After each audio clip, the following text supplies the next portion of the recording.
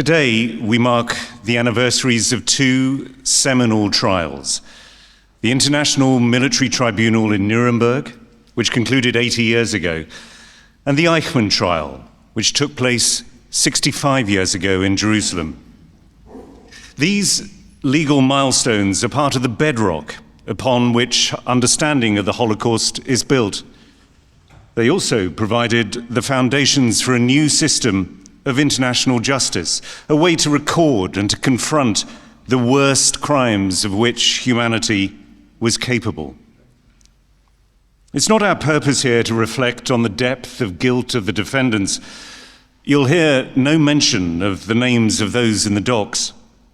Our concern is the voices of those who survived to tell the world what happened. Among us today, I know, is a group of survivors, and we're very grateful that you've joined us as we listen today to the words of the eyewitnesses who stepped forward to speak of and to speak on behalf of the millions who had been silenced. Alongside their words will be music that was made in the shadow of the Shoah, such as this, composed by Gideon Klein, whose music brought solace to so many fellow prisoners at Theresienstadt.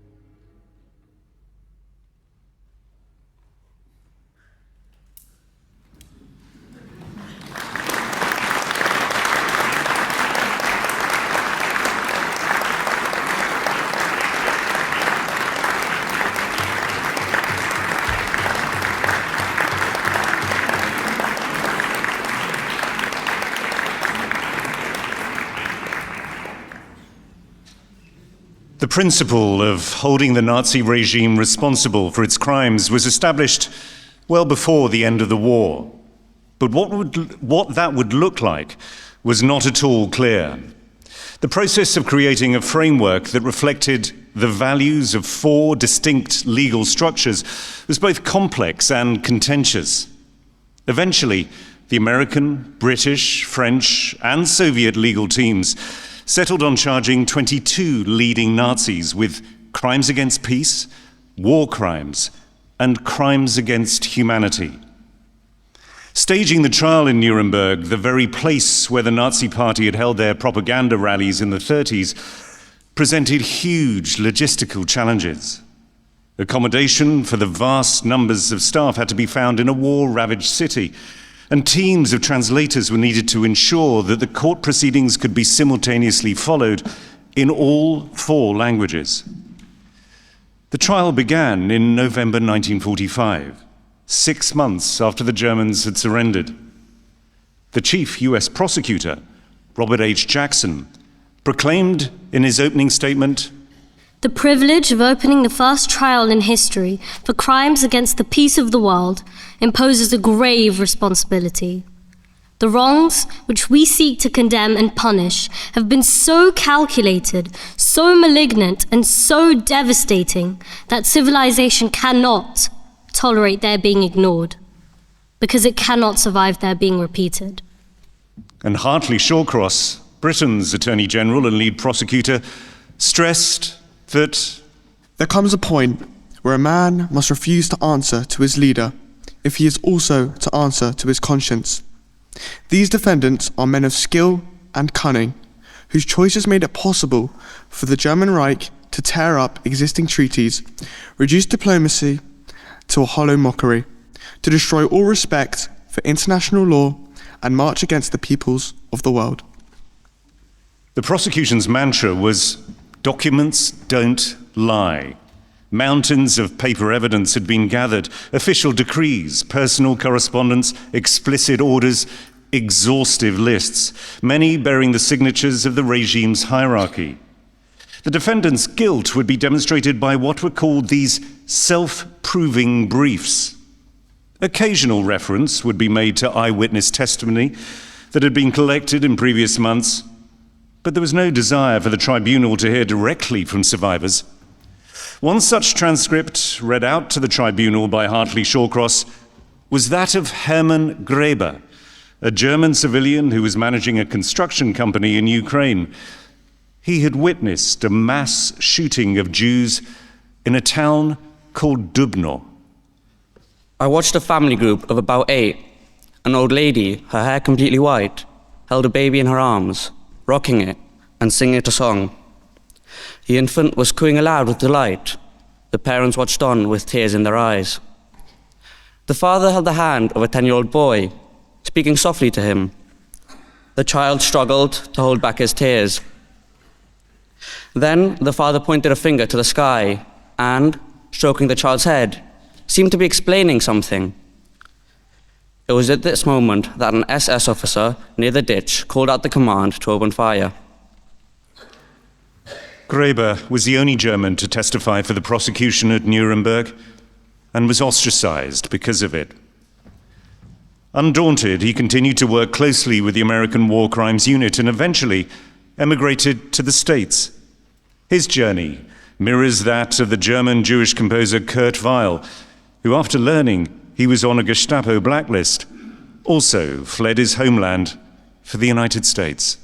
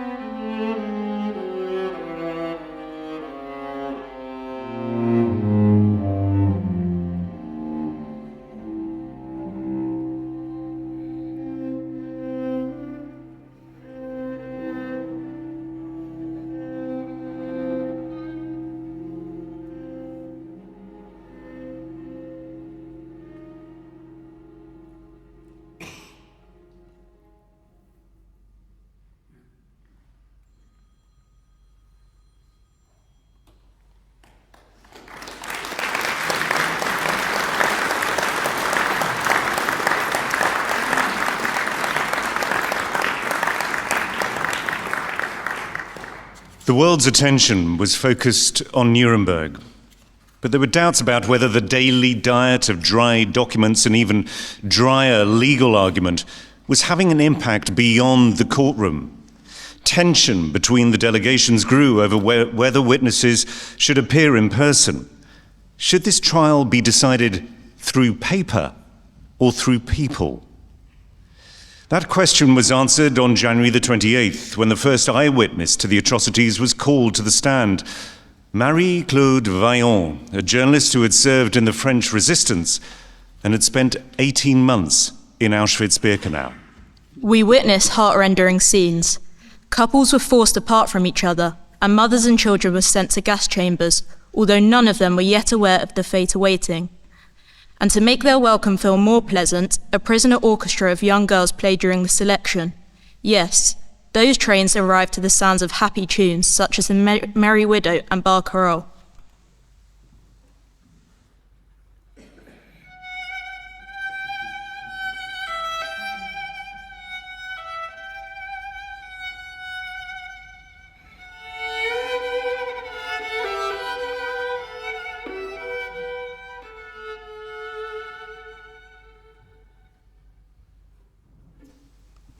Those who survived selection were given picture postcards with a printed text to be sent home to their families, stating, "We are doing very well here. We have work and are well treated. We eagerly wait for you to join us." I was there. I saw all of this. As an office orderly, I was instructed to distribute these cards among the internees. The French composer, Émile Gouet, was captured in 1940 and spent the following 5 years in German prisoner of war camps, where he organized covert concerts and even continued to compose. Gouet suffered terribly during his captivity. He died less than a year after liberation in 1945.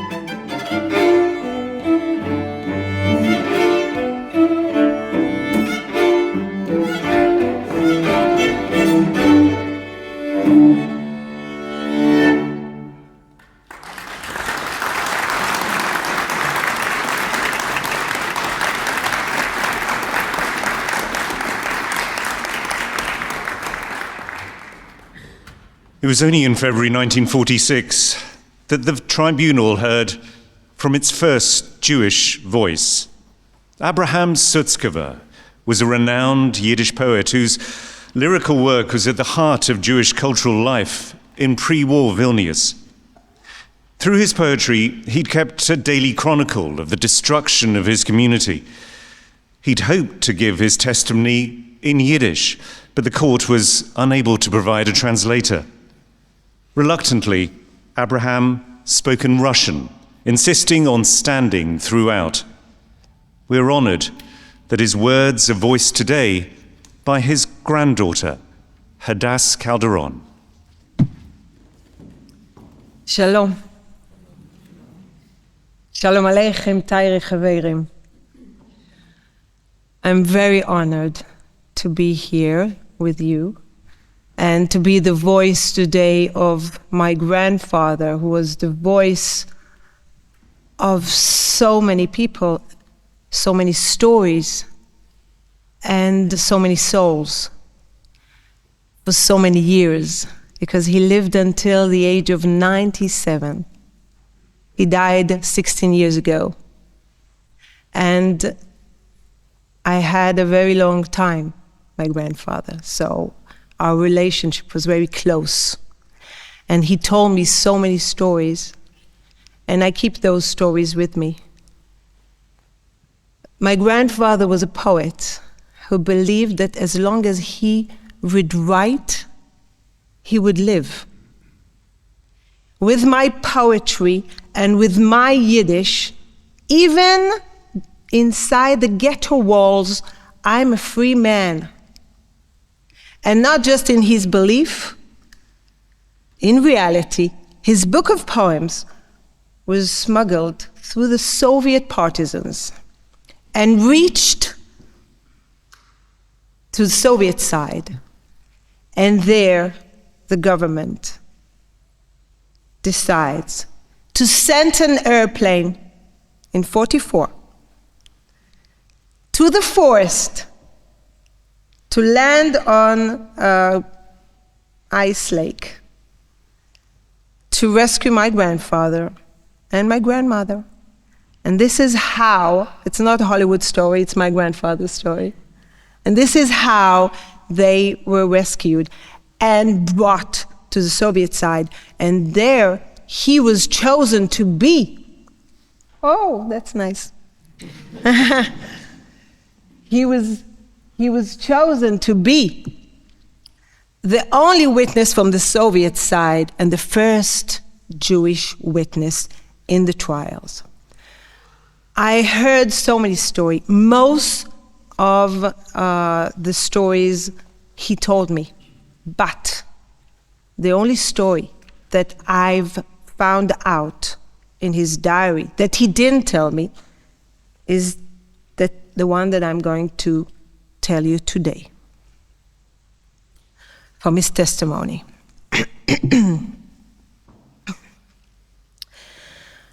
I was hiding outside of the ghetto when I learned that my wife had given birth to our son. I returned and made my way to the hospital, but the place was surrounded by Germans, dragging sick and old people into trucks like logs. When they left, I went to the hospital and found my wife in tears, Savta Frida, my grandmother Frida. Orders had been given that Jewish women must not give birth. And so our baby was hidden in a room with other newborn children. But the Germans heard their cries and broke open the door. My wife immediately got up and ran to see a German smearing something under our baby's nose. Then he threw it on a bed and laughed. When I arrived, he was still warm.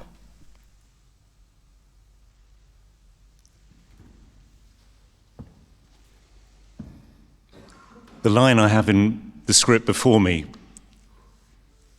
says that Sutkova's calm but unflinching delivery held the tribunal spellbound, but hearing the words recited by his granddaughter, I think, is keeping us all spellbound. The following day, I went to where my mother was staying. but her room was empty. A prayer book, it was Yom Kippur. A prayer book lay open on the table beside her glass of tea, not yet touched. I learned that in the night the Germans had surrounded the house, seized all the inhabitants, and driven them off to be shot in the forest in Ponar. Later, in the last day of December 1941,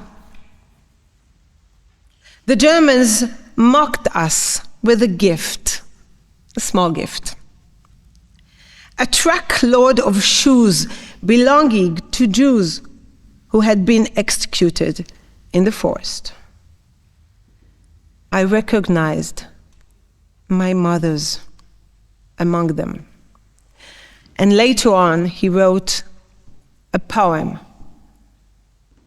that is called Wagon of Shoes, that he describes that in those shoes he sees his mother's shoes. Very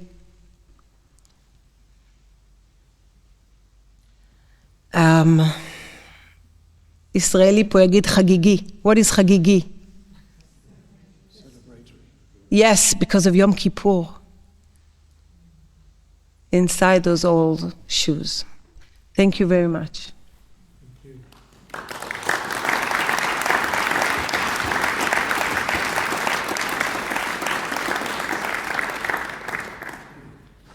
The brilliance of Sutzkever's poetry has often inspired readers to cast him as the Shakespeare of Yiddish. His work has been widely translated. It's frequently set to music. Perhaps his most famous work is Unter deiner weiße Stern, Under Your White Stars.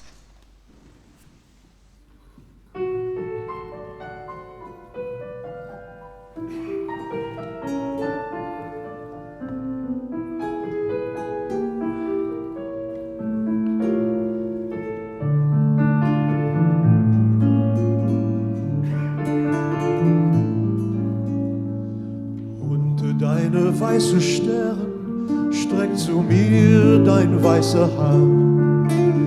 Meine Werte seinen Tränen, vielen ruhen in dein Hand. Seh es dunkel, sehr finkel, in mein Keller dicken Blick. Und ich hab gar nicht kein Winkel, seh zu schenken dir zurück. Und ich hab gar nicht kein Winkel, sie zu schenken dir zurück.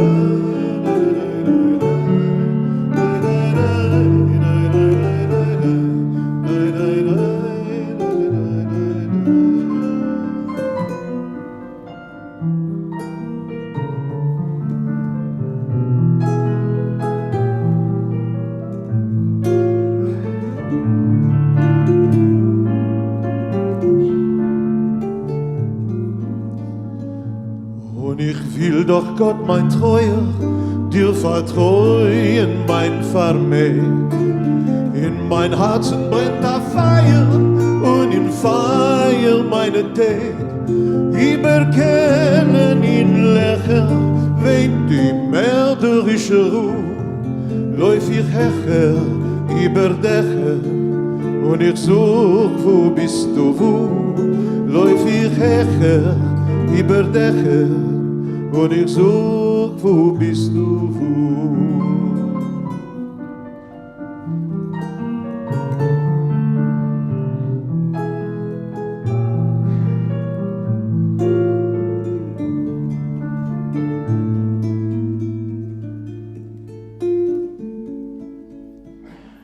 Bäumen joggen mich beschunne, Trepp und Heifen mit Gewoi. Häng ich a geplatzte Strune und ich sing zu dir azoi. Unter deine weiße Stern steigt zu mir dein weiße Hand. Meine Werte, seinen Tränen, willen ruhen in dein Hand. Meine Werte, deinen Tränen, willen ruhen in dein Hand.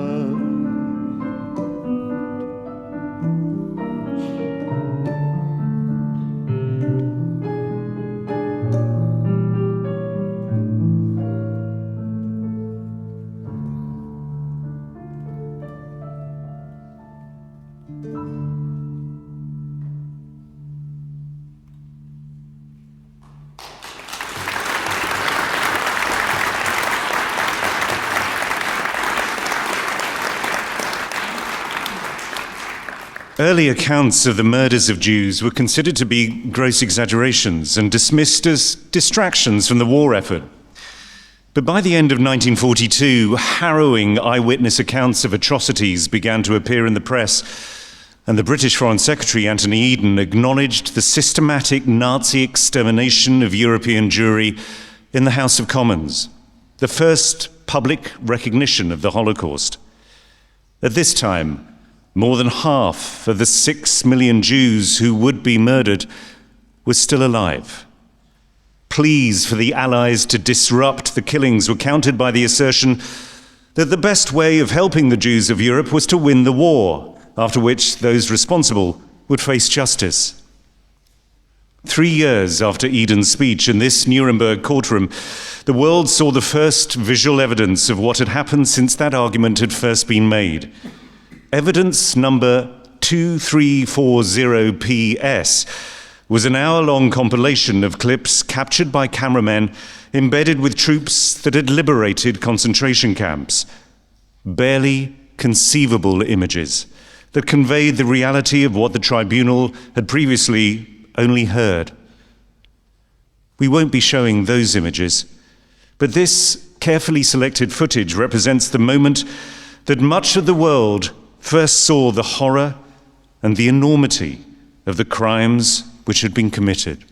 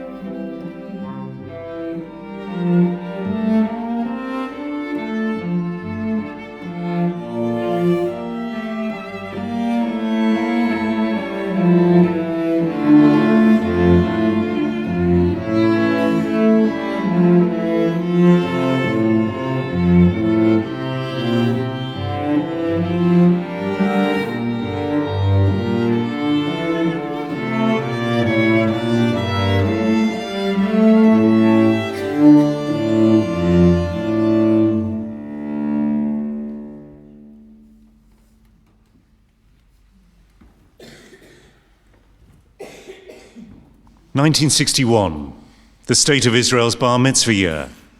A time, you might argue, for the country's mindset on the Holocaust to grow up. But that was never going to be straightforward. 1 in 4 of Israel's population were Holocaust survivors, but their stories barely broke into the consciousness of the wider public. Many hoped that the trial of Adolf Eichmann, one of the chief operating officers of the Holocaust, the man in charge of the deportation of Jews to the camps, would bring a kind of historical closure. But many also dreaded having to confront their nightmares again.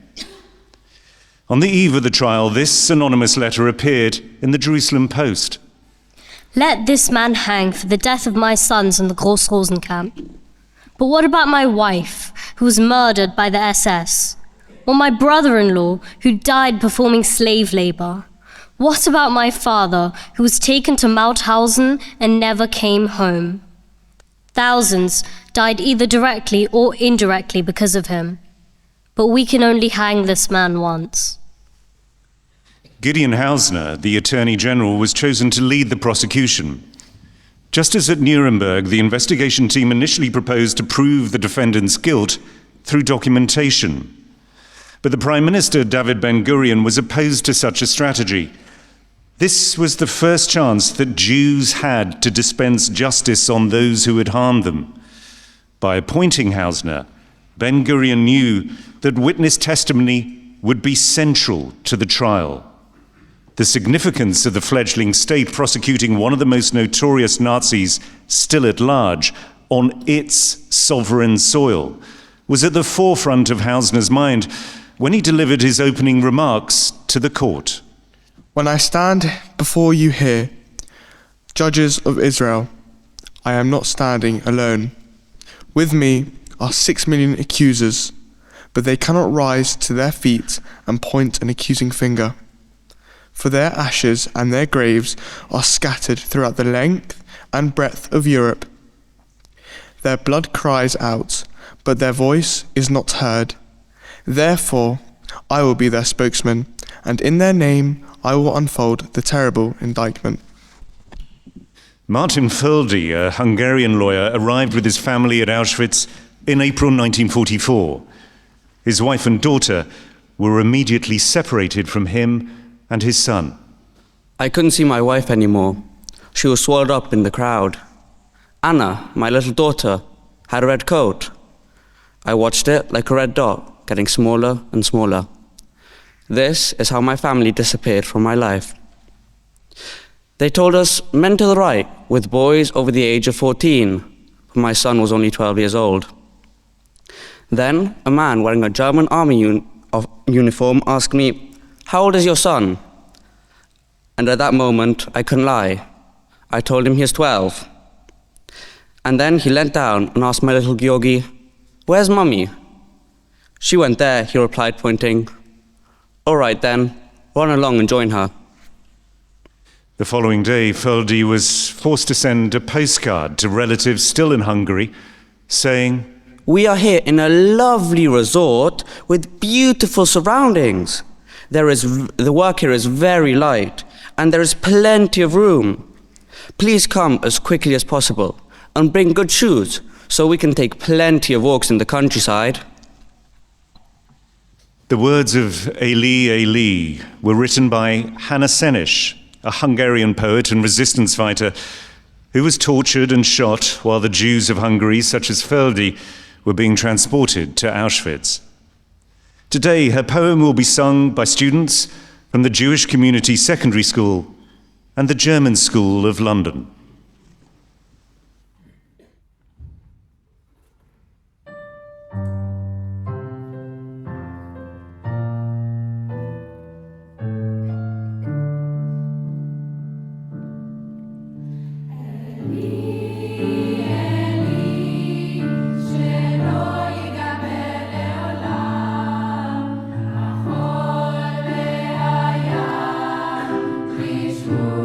Shema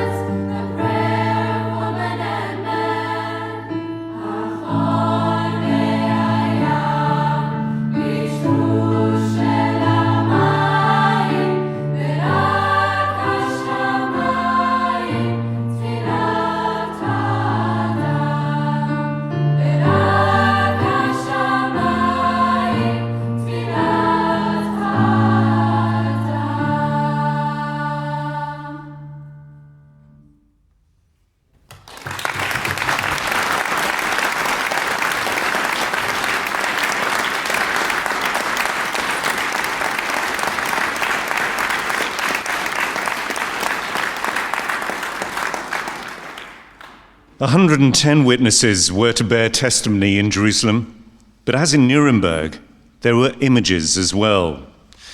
The photographer Henrik Ross worked for the Jewish Council in the Łódź ghetto.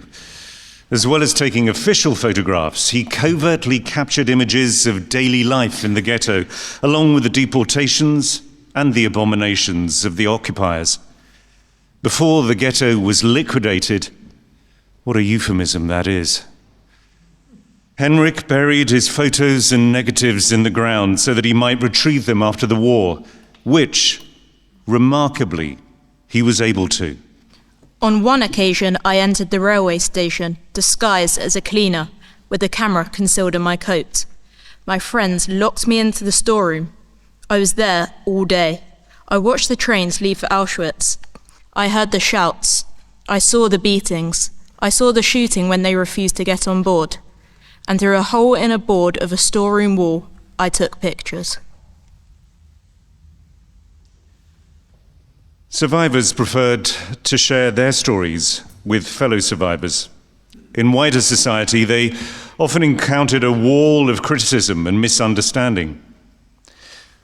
Simcha Rotem, one of the leaders of the Warsaw Ghetto Uprising, prior to the trial, explained, Every day, someone would ask me, how come you stayed alive? Why didn't you rise up? Why didn't you resist? While I'm out shopping, on a bus, even if I'm sipping coffee alone at a cafe, someone might approach and ask, why this? Why that? What could I say? How could they understand? So in my head, all the time, I have the question, why did I survive when others didn't? One by one, witnesses described life and death under Nazi rule, state by state, ghetto by ghetto, camp by camp. Israel held its collective breath. There was a palpable sense of shock in the courtroom and beyond, not because they were hearing these stories for the first time, but because they were being made to listen in a totally different way. Moshe Beshki was 18 when he was sent to the Płaszów concentration camp. He was to become one of Schindler's survivors. He described how the entire camp was forced to witness the hanging of 2 Jewish prisoners, one a boy named Haubenstock, who'd been condemned for humming a Russian tune, with the intention of provoking a response that undermined the commonly held distorted narrative of lamb-like, even cowardly passivity. Hausner, the lead prosecutor, asked Beshki, there were more Jews than guards. Why didn't you revolt? To which his witness responded, How can anyone who was not there understand? As I stand here today, I cannot begin to describe the terror-inspiring fear. We were wearing the camp uniform. Our hair was cut. Where could we go? Also, we did not yet know the fate of our families. Maybe they were still alive, waiting for us. We only learned the truth much later. So, we still had hope. Maybe if we carried on working, if we somehow remained useful, we would live. The Jewish-Hungarian cellist and composer Paul Hermann, whose duet for violin and cello we're about to hear, did not survive. He was arrested in Toulouse and transported to Drancy, the camp in Paris, and then deported to Auschwitz on May the 15th, 1944. His voice was silenced. So let his music bear witness.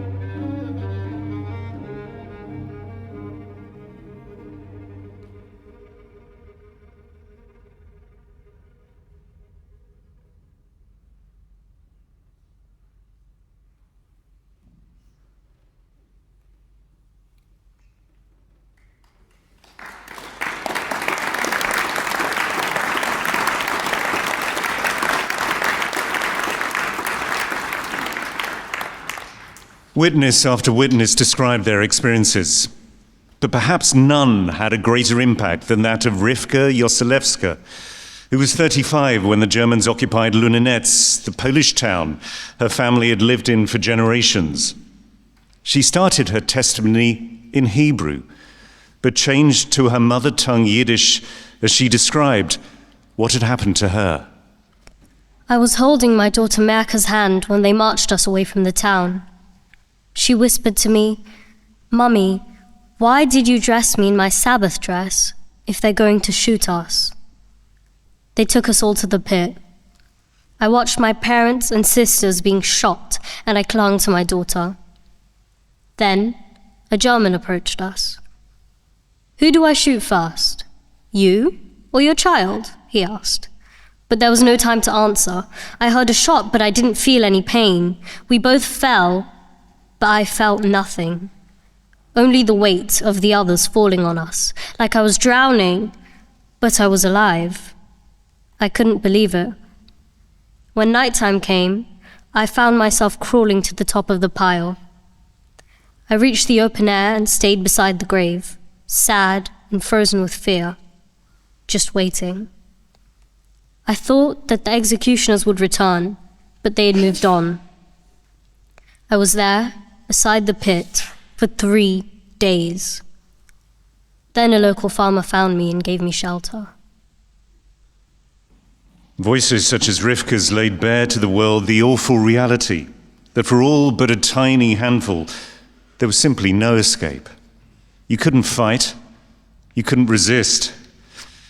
And yet, in the 18 years that had passed since these dreadful events, Rivka had remarried, had borne children, and had rebuilt her life. She, like her fellow witnesses, somehow chose to continue living. It was an act of defiance.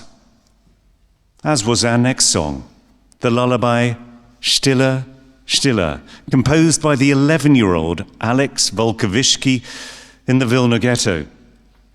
The lyrics by Shmerka Kaczynski, a close friend of fellow poet Abraham Sutzkever, lament the pain and the suffering of the ghetto inmates. Volkovishki, who changed his name to Tamir, survived the war, moved to Israel, and became an acclaimed pianist.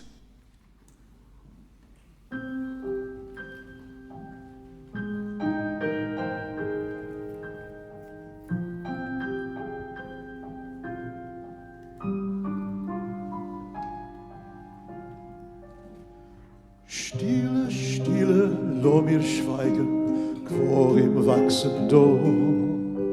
So haben sie verpflanzt die Sonne im grünen See zum Blau.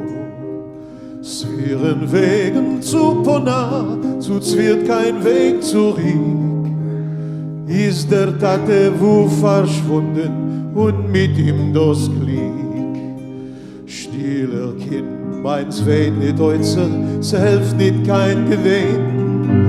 Unser Unglück wählen soll im sei wie nicht verstehen. So haben Breger euch die Jammen, so haben euch et Wisses zusammen. Nur zu unser Bein kein bissel Schein, kein bissel Schein.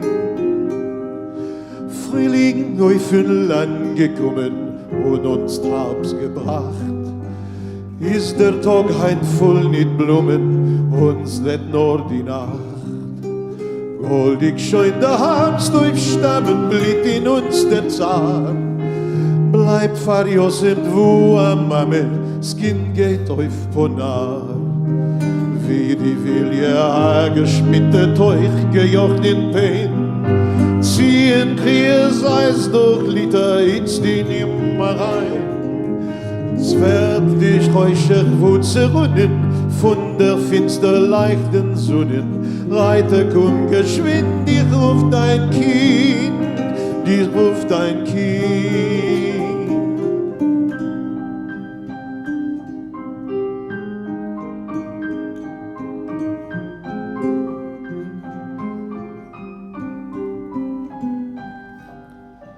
Stille, stilles Quellen quallen uns in Herz herum. Bis der Teuer wird nicht fallen, sein wir müssen stumm. Frei nicht Kind, sich siehst dein Schmechel jetzt vor uns verrat. Sind dem Frühling soll des Säune wie ein Herbstablatt. Soll der Qual sich ruhig fließen, stille sei und hoff. Mit der Freiheit kommt der Tate Schlafsche Kind, mein Schlaf. Wie die Wilje habe Freite, wie die Bäume grün beneite, like bald Freiheitslicht auf dein Gesicht, auf dein Gesicht.